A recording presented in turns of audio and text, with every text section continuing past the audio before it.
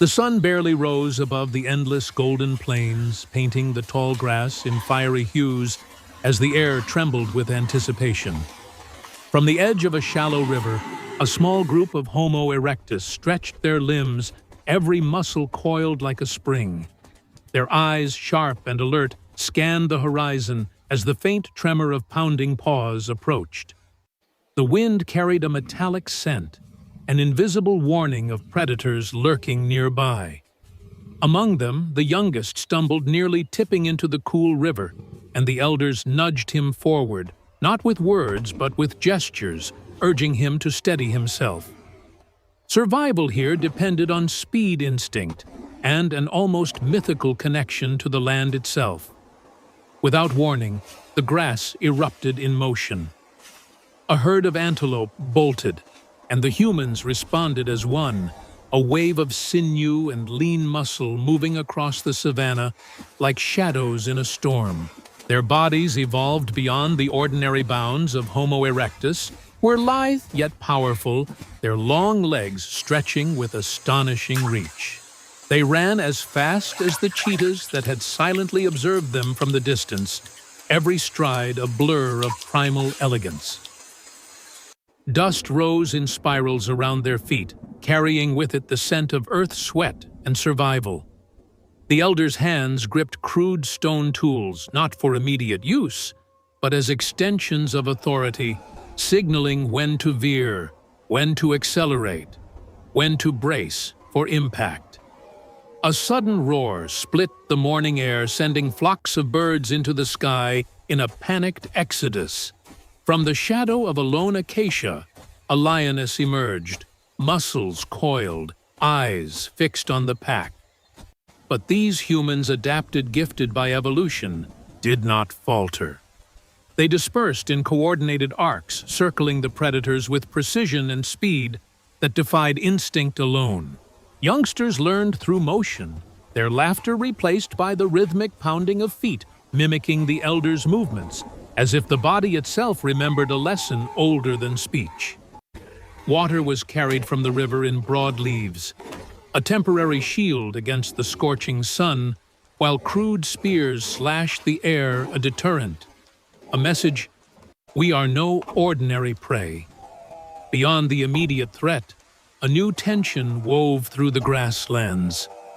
From the distant tree line, another tribe emerged. Their presence felt more than seen. Eyes met eyes across the expanse, an unspoken challenge radiating through postured chest thrusts and calculated pacing. Territory here was measured not in words but in endurance, in the capacity to outpace danger, to claim the plains through speed and strategy. The two groups moved in a delicate ballet, circling, observing, each understanding that misstep could mean death or the loss of vital resources, water, meat, shelter. Every movement was survival encoded into sinew, every glance a negotiation in the language of the hunt. Thunder rolled over the horizon as clouds gathered, a storm building with urgent gravity. The wind shifted, carrying the scent of rain and fresh peril. Grass bent and cracked beneath the approaching tempest, mirroring the tension between tribes and the ever-present predators.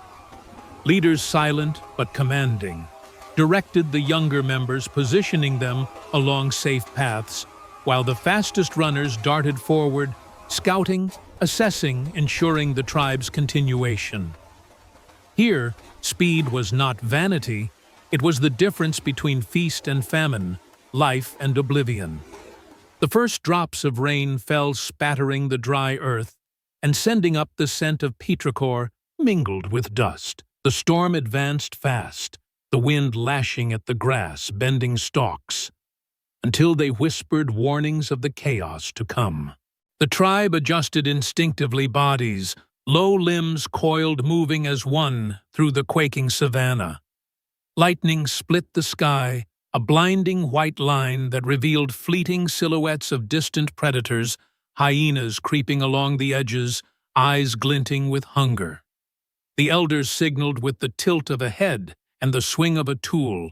The fastest among them sprinted ahead, reconnoitering the terrain, mapping the safest paths through the tempest, while the tribe followed in seamless rhythm, each step a lesson in motion and endurance. Suddenly, a massive thunderclap shook the plains, startling the youngest of the tribe. One stumbled legs, tangled in mud, and a hyena lunged from the shadows, jaws open, teeth bared. In a heartbeat, a runner surged forward, ankle brushing the mud, launching past the predator with astonishing speed, and nudged the child upright with a swift, fluid motion. The hyena faltered, unprepared for prey that matched its own velocity, and skidded to a halt, eyes wide with disbelief. The tribe, understanding the delicate balance of power, pressed on, forming a protective arc around their most vulnerable, circling, herding, shielding, while remaining alert to every shift of wind and shadow. The savannah was alive, each predator, each raindrop, each human pulse, part of a single electric web of survival. A deafening roar split the air again, but this time it came not from nature, but from human voices.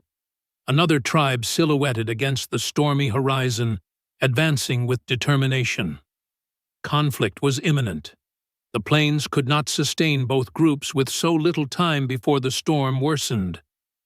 The two factions met in the open, their bodies taut with tension, feet stamping in rapid patterns that echoed across the wet earth. The fastest runners darted back and forth, creating invisible lines of defense, driving the young and weak to safety, while the elders assessed the opposing tribe. Stone-tipped spears were raised not yet to strike, but to communicate resolve to claim dominance through intimidation as much as speed. The air vibrated with anticipation. Every movement was loaded with meaning, a silent conversation of survival. Above, lightning illuminated the savannah in stark white flashes, revealing the enormity of the challenge, predators circling from the edges, the storm swelling with lethal force, and rival humans pressing closer. In these brief moments of clarity, the tribe's evolutionary advantage, unmatched speed, became their weapon and shield.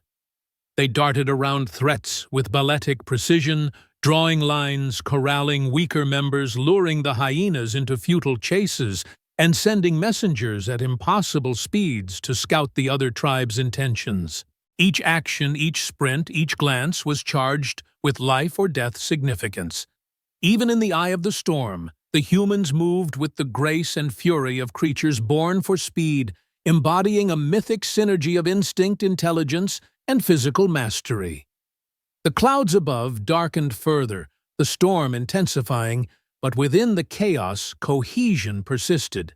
Bodies blurred in motion, mud and water flying, limbs slicing through air with practiced fluidity.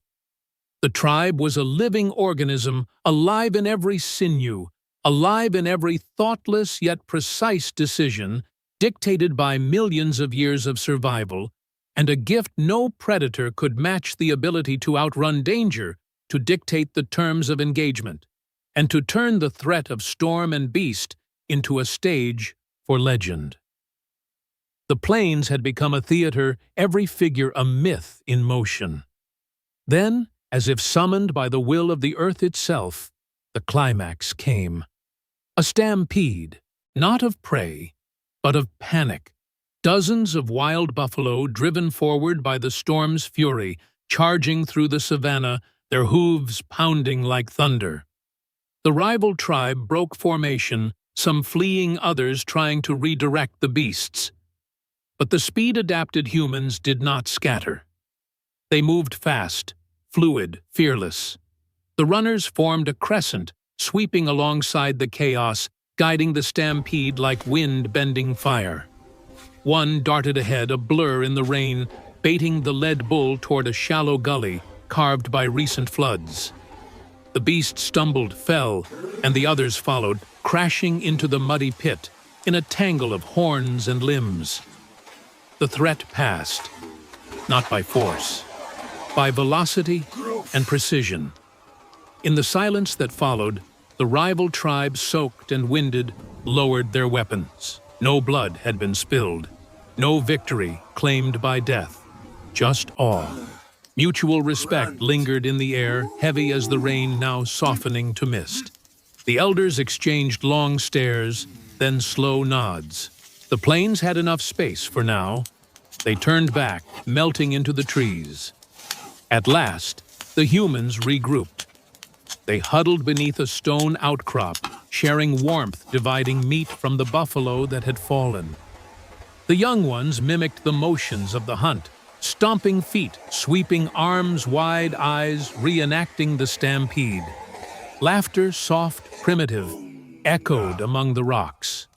No language, just sound, just life. As night fell, the fire sparked beneath damp leaves tended by calloused hands. The storm had passed, but the myth had been born.